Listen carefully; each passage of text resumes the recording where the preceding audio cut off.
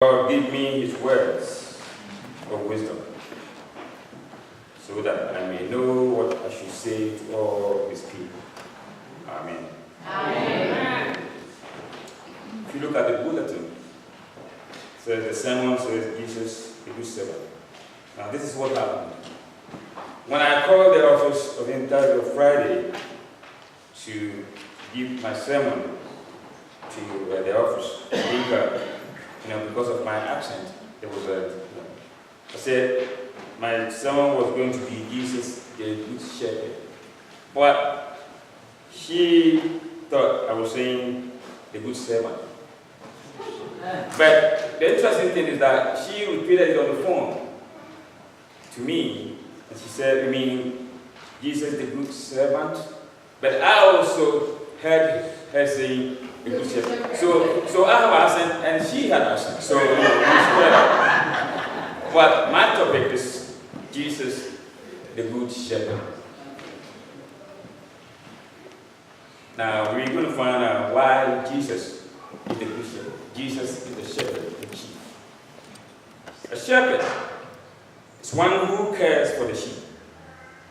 Both the Old and the New Testaments describe the commitments and the duties that a shepherd has for his flock. In other words, there are some expectations and some responsibilities. If you're a priest, people expect you, certain responsibilities. If you're a doctor, if you're a lawyer. So if you're a shepherd, there are certain expectations and certain responsibilities that are required of you. A shepherd is expected to defend his flock. A shepherd is expected to water his flock. A shepherd is expected to provide a resting place for his flock. A shepherd is expected to know his flock. A shepherd is expected to be able to count his flock each time he returns home after feeding them. Yes. A shepherd secures pasture for his flock. A shepherd also searches for the lost flock. Yes. These are some of the expectations of a shepherd. But it is very important to note that not all shepherds are committed enough to provide all these to their sheep. For there are good shepherds and there are bad shepherds. So we're going to find out what a good shepherd is and what a bad shepherd is.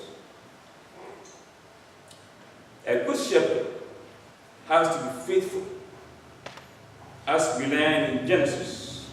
When Jacob made it a habit to do more than was expected of him, and also when his flocks were attacked, he took the losses rather than splitting them with Laban. A good shepherd is fearless. In 1 Samuel, David, as a good shepherd, was able to confront the Philistine and was able to rescue his people from the enemies after he killed the Philistine. A good shepherd is unselfish. We learn this in Luke chapter 15, verse 3 to 6. This is what we learn about Jesus. Jesus was telling the Pharisees the parable of the lost sheep after the Pharisees accused him of receiving and eating with sinners. And this is what he said. Suppose one of you has 100 sheep and loses one of them. Doesn't he leave the 99 in the open country and go after the lost sheep until he finds it?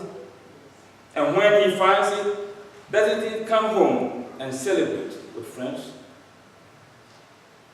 A good shepherd is considerate. He doesn't push his flocks to the limit or over the limit, especially the young ones that may need special care. A good shepherd is believing. When the birth of Jesus was announced, the shepherd ran to see the baby because they believed. Now, on the flip side, let's just take a look at the bad shepherd. bad shepherd is unfaithful. In Ezekiel chapter 34, 1-10, the word of the Lord came to Ezekiel, saying, Son of man, prophesy against the shepherd of Israel. Say to them, Woe to you, shepherds of Israel, who only take care of yourselves instead of the flock. You eat the curds, you clothe yourselves with the wool, and you slaughter the choice animals, but you do not take care of the flock. A bad shepherd is coward. John 10:12-13. Jesus said, The hired hand is not the shepherd, and does not own the sheep. So when he sees the wolf coming, he abandons the sheep and runs away. The bad shepherd is selfish. Isaiah 56:11-12. The prophet writes, They are dogs with mighty appetites. They never have enough. They are shepherds who lack understanding. They all turn to their own gain. A bad shepherd is ruthless. In Exodus chapter 2, 17-18, we are told of how Moses, as a young man, rescued the 7 daughters of the priest of Midian from some ruthless shepherds from the well. The bad shepherd is unbelieving. The prophet Jeremiah 50:6. The prophet writes, My people have been lost sheep. Their shepherds have led them astray and caused them to roam on the mountains because they don't believe. The scriptures describe Jesus. Now I'm going to go into that. Now we've heard about the good shepherd, we heard about the bad shepherd, similar qualities. Let us take a look at Jesus, where Jesus stands. The scriptures describe Jesus not as a shepherd, but as the good shepherd. The article, definite article, the, T-H-E.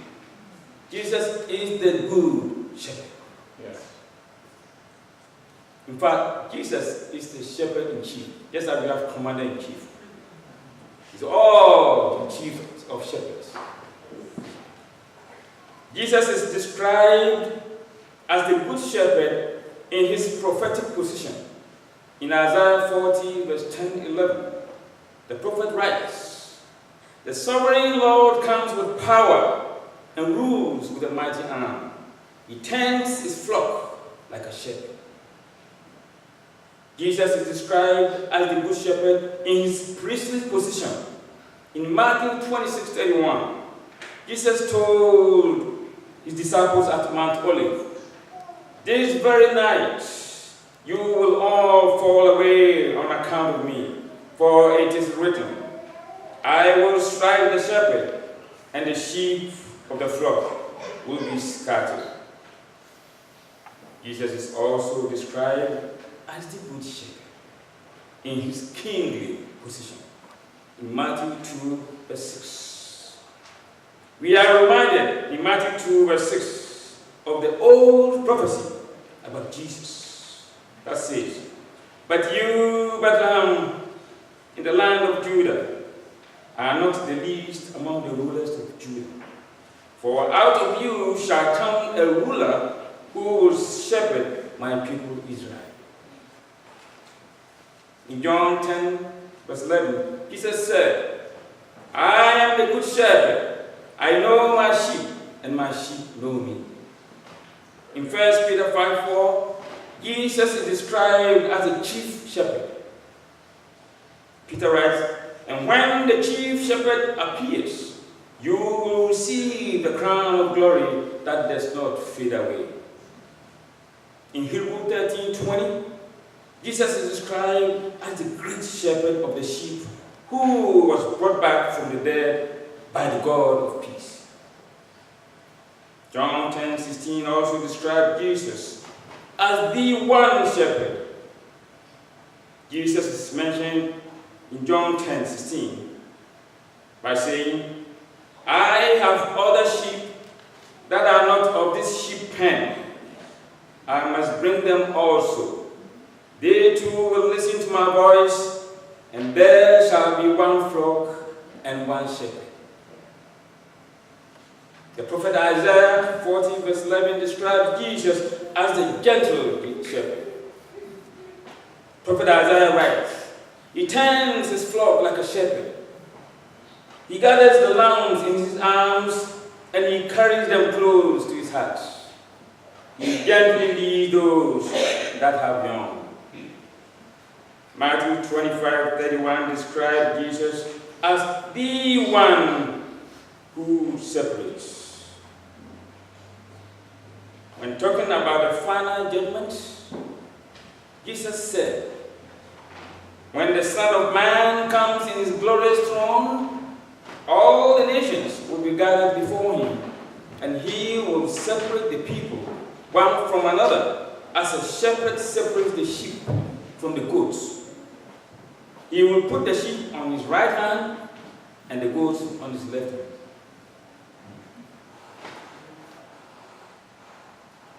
In the first reading, Psalm 23 in particular, in describing the Lord as his shepherd, David wrote out of his own experience because he had spent his early years caring for sheep.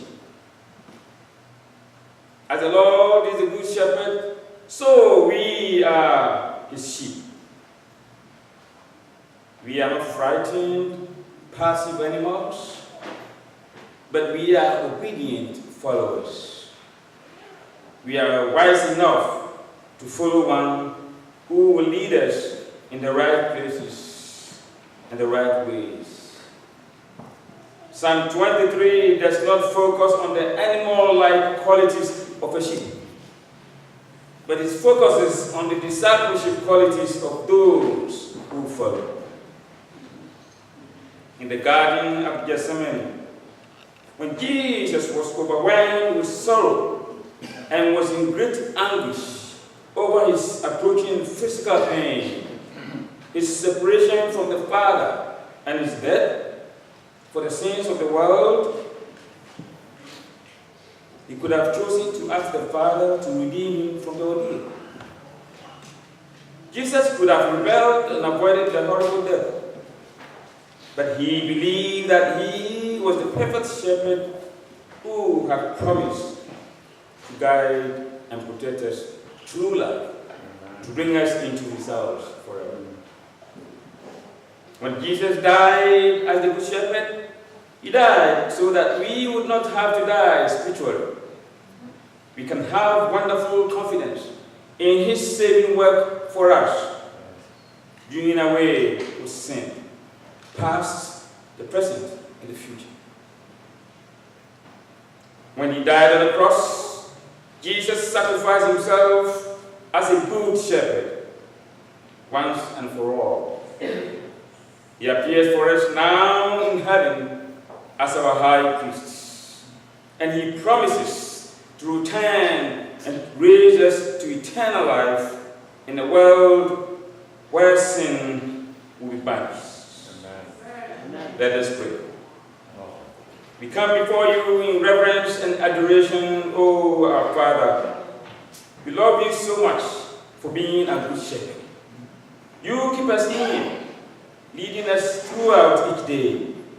We love the way you whisper wise words to our hearts and give us love and encouragement. Because we know you so well, we recognize your voice when you speak to our hearts. Thank you for providing us rest and for strengthening our soul. We praise you for guiding us along the right way like a good shepherd guides his sheep. You use your rod to lead us away from wrong. Your staff protects us from evil and harm. Thank you for filling our spiritual cup to overflowing with your cleansing healing oil.